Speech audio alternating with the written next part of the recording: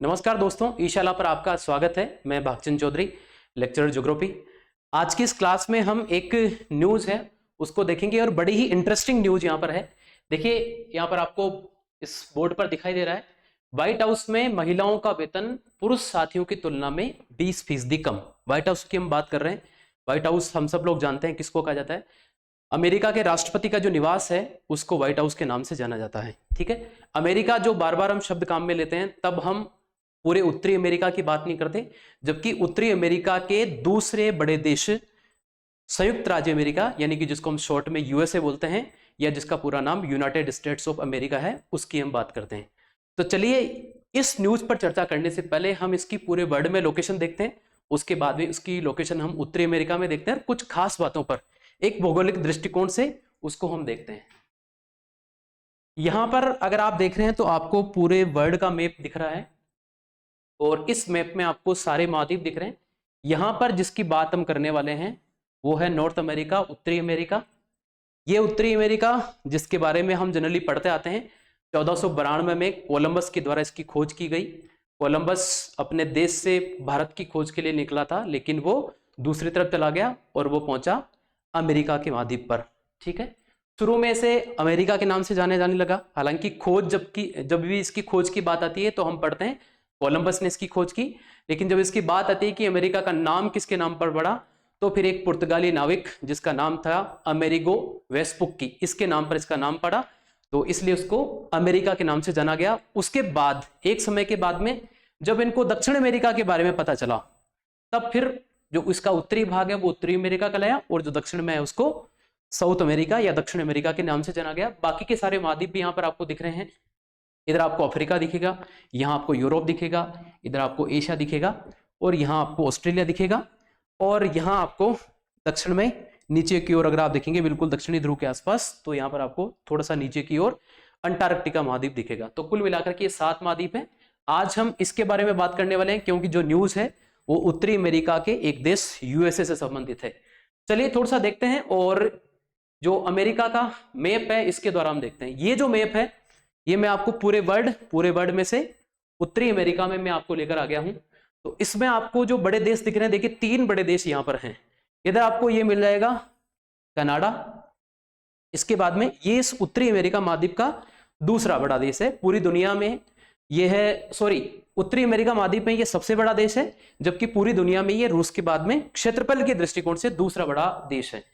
इसके बाद में अगर उत्तर अमेरिका की बात करें तो उत्तर अमेरिका में कनाडा क्षेत्रफल की दृष्टि से पहला, और यूनाइटेड स्टेट्स ऑफ अमेरिका ये यहां पर दूसरा, और तीसरे नंबर पर इसका देश आता है उत्तर अमेरिका का, उसका नाम है मेक्सिको। अभी इसके बारे में बात करेंगे, हम इसके बारे में बात करेंगे। ठीक है, और यहां पर देखिए इसको भी इसी रंग के द्वारा दिखा गया है, एक रंगारेख मानचित्र के द्वारा दिखा गया है। तो ये पार्ट भी इसका है। इसके साथ में यहां पर भी आपको इसी प्रकार के रंग के द्वारा इसको दिखाया गया है। ये तीनों मिलाकर के 1, 2 और 3, ये तीनों मिलाकर के ही हम जिसको यूनाइटेड स्टेट्स ऑफ अमेरिका कहते हैं ये है। पहले थोड़ा सा इसके बारे में जान लेते हैं। देखिए, ये अमेरिका की मुख्य भूमि है और इस मुख्य भूमि पर यहां पर 48 स्टेट्स हैं, 48 राज्य यहां पर हैं, और इसका 49वें नंबर का राज्य ये है जिसको जाना जाता है अलास्का के नाम से। ठीक है, इन 48 की बात तो हम नहीं करेंगे, लेकिन बड़ी इंटरेस्टिंग है इस 49वें राज्य जिसको 49वें नंबर का राज्य का दर्जा दिया गया उसकी हम बात करते हैं। ये अलास्का जो आजकल यूनाइटेड स्टेट्स ऑफ अमेरिका में यानी कि यूएसए में शामिल है, कभी ये रूस का पार्ट हुआ करता था। ठीक है, और 1859 में अमेरिका के द्वारा, अमेरिकी प्रशासन के द्वारा इसको रूस से इसको खरीद लिया गया, जो तत्कालीन सोवियत संघ कहलाता था, इससे इसको खरीद लिया गया। यहां पर यूएसए में भी इसकी काफी आलोचना हुई, क्योंकि अगर आप देखेंगे तो जितना ज्यादा आप उत्तर में जाएंगे तो ये वाला जो उत्तरी पूरा पार्ट है, ये जो आपको दिख रहा है, इधर आप ध्रुव की ओर जाते हो तो ध्रुवीय क्षेत्रों में आप जाते हो तो तापमान बहुत कम होता है, ठंड बहुत बुरी स्थिति में होती है, यानी कि भयंकर वाली ठंड होती है, अधिकतर तापमान यहाँ पर माइनस में होता है, बर्फ जमी रहती है, और लगभग ये जो इलाका है वहां पर बर्फ जमी रहती है और एक निर्जन सा इलाका है, काफी कम लोग यहाँ पर निवास करते हैं। जब इसको खरीदा गया तो यहाँ के जो विदेश मंत्री थे उनके फैसले को मूर्खतापूर्ण साबित किया गया कि आपने इतने सारे पैसे लगा दिए और इसको खरीदने का क्या मतलब है। लेकिन कालांतर में चूंकि 1859 में यूएसए और रूस के बीच में इस प्रकार की कोई दुश्मनी नहीं थी, लेकिन बाद में जब शीत युद्ध हुआ सेकेंड वर्ल्ड वॉर के बाद और यूएस और यूएसएसआर के विभाजन से पहले, तो उस दौरान इसकी इंपॉर्टेंस को देखा गया कि बहुत अच्छा रहा कि अमेरिका ने इस अलास्का को खरीद लिया, वरना ये होता कि ये इनके बहुत ही पास में होता। ये इसका यहां तक का पूरा भाग है जो अलास्का के अंतर्गत आता है। तो ये एक जो पहले जिसको मूर्खतापूर्ण डिसीजन बताया गया, बाद में समय के साथ यही जो निर्णय था उसको बहुत अच्छा बताया जाने लगा। ये यहाँ का 49वां राज्य है जिसको अलास्का के नाम से जाना जाता है। और यहां पर अगर आपको दिखेगा प्रशांत महासागर में एक द्वीप समूह है, इस द्वीप समूह का नाम है हवाई द्वीप समूह।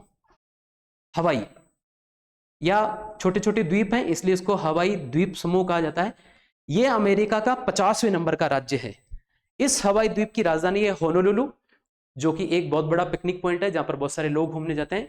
इसको 50वें नंबर का राज्य बनाया गया। 1960 में ये दोनों राज्य, इनको राज्य का दर्जा दिया गया। 48 यहां पर है, 49 ये हो गया, और 50th यानी कि 50वें नंबर का हवाई द्वीप है।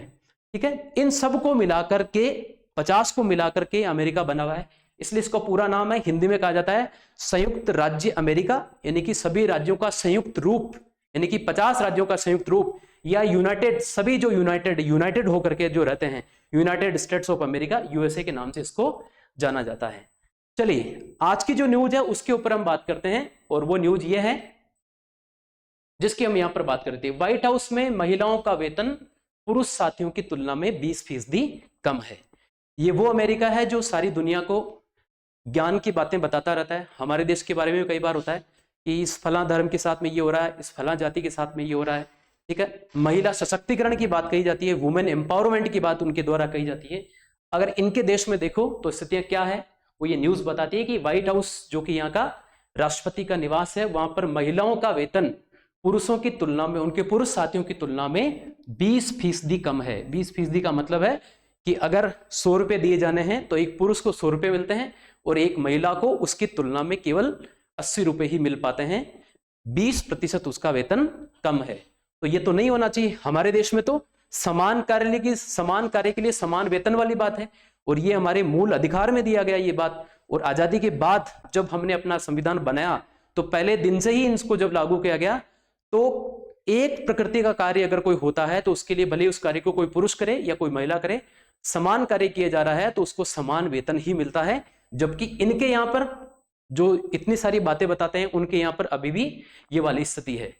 तो यहां पर देखते हैं, यहां पर लिखा हुआ है कि वॉशिंगटन अमेरिका के लैंगिक वेतन अंतर को कम करने के लिए राष्ट्रपति जो बाइडेन के दावों के बावजूद खुद व्हाइट हाउस में काम करने वाली महिलाएं अपने पुरुष कर्मियों की तुलना में 20% वेतन कम प्राप्त कर पाई। जो बाइडेन जब सत्ता में आए थे तो उनका एक जो उन्होंने चुनाव में वादा किया था, वो वादा ये भी था कि अगर हम सत्ता में आए, हमारी पार्टी सत्ता में आई, तो हम इस लैंगिक वेतन को, जो महिला पुरुषों के बीच में जो विभाजन है, ठीक है, इसको हम कम करेंगे, ये जो अंतर है इसको हम कम करेंगे। लेकिन उसके बावजूद भी नहीं है। यहां पर देखिए आप 3 राष्ट्रपति के कार्यकाल की तुलना की गई है। यहां पर जो बाइडेन के प्रशासन में, चूंकि जो बाइडेन जो है वो डेमोक्रेटिक पार्टी से हैं, डेमोक्रेटिक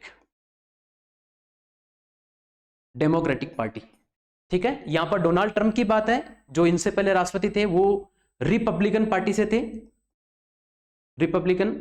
और इनसे पहले बराक ओबामा ने 2 कार्यकाल पूरे किए थे, 4-4 वर्ष के। चूंकि अमेरिका के राष्ट्रपति का कार्यकाल 4 साल होता है, तो 4-4 साल के 2 कार्यकाल पूरे किए थे, और वो भी एक डेमोक्रेट या डेमोक्रेटिक पार्टी के थे। तो यहां पर इनकी बात है। अगर इनकी तुलना की जाए, एक बात आप यहां पर यह भी ध्यान में रखना कि डेमोक्रेटिक जो पार्टी है यहाँ की, चूंकि अमेरिका की जो राजनीति है इसमें 2 पार्टियों का सिद्धांत है, 2 प्रमुख राजनीतिक पार्टियां यहाँ पर है जो यहाँ का राष्ट्रपति चुनाव है उसमें भाग लेती हैं। यहाँ की डेमोक्रेटिक जो पार्टी है उसका चुनाव चिन्ह है गधा। आपको आश्चर्य होगा जानकर के कि इनकी पार्टी का चुनाव चिन्ह गधा है। जैसे हमारे यहाँ पर 2 प्रमुख पार्टियां हैं, भारतीय जनता पार्टी और कांग्रेस। हालांकि हमारे काफी सारी पार्टियां, लेकिन 2 अगर बड़े दलों की अगर हम बात करें तो जो 2 बड़े दल हैं उसमें भारतीय जनता पार्टी, उनका कमल का फूल, और भारतीय राष्ट्रीय कांग्रेस जिनका पंजा या हाथ का जो चिन्ह होता है वो है। तो उसी प्रकार से डेमोक्रेटिक जो पार्टी है उनका चुनाव चिन्ह है गधा, और रिपब्लिकन पार्टी जो है उनका चुनाव चिन्ह होता है हाथी। तो ये 4 चीजें हैं। एक बार ये प्रश्न भी पूछा गया एग्जाम में, तो इसको ध्यान में रखेंगे।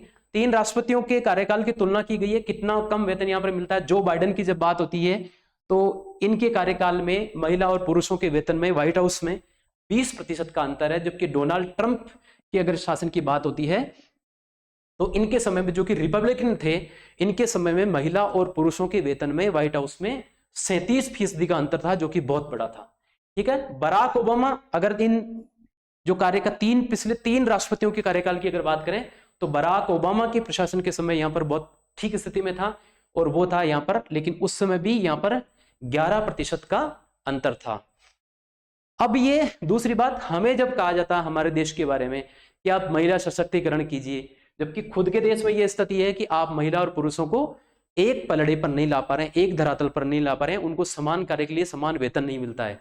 जबकि हमारे देश में, अगर आप आज से नहीं, अगर बहुत ही पुराने समय से अगर आप देखें तो हमारे देश में एक ऐसी व्यवस्था है जिसमें महिलाओं को पुरुषों के बराबर दर्जा दिया जाता है।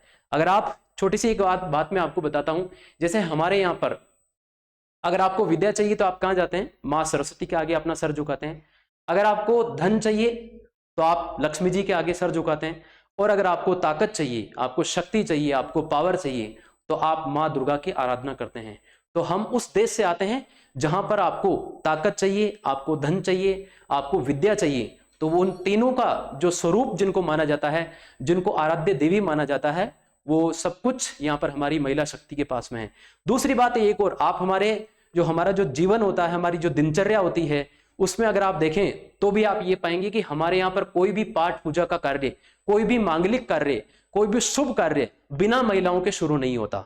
भले आप कहीं पर नया घर बनाते हैं, आप गृह प्रवेश की बात करें, या आप किसी शादी विवाह में अगर करें तो भी आप देखते हैं, और अगर कोई आप मांगलिक कार्य करते हैं, आप कहीं पर 4 धाम की यात्रा पर जा रहे हैं तो भी हमें देखते हैं कि अगर व्यक्ति शादीशुदा है तो फिर उसका महिला के साथ में होना जरूरी है। तो हमारे देश में जहां पर महिला और पुरुषों को बराबर वेतन दिया जाता है, इसके साथ में उसको बराबर का दर्जा दिया जाता है, तो वहां पर अमेरिका की स्थिति यह है। तो आज की इस क्लास में हमने ये जाना कि वास्तविक स्थितियां, कहने के लिए बातें कुछ और है, जबकि वास्तविक स्थितियां कुछ और है। एक अमेरिका की बात लेकर के हमने की।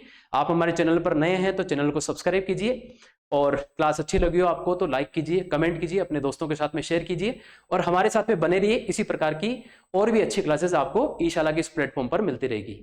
Thank you.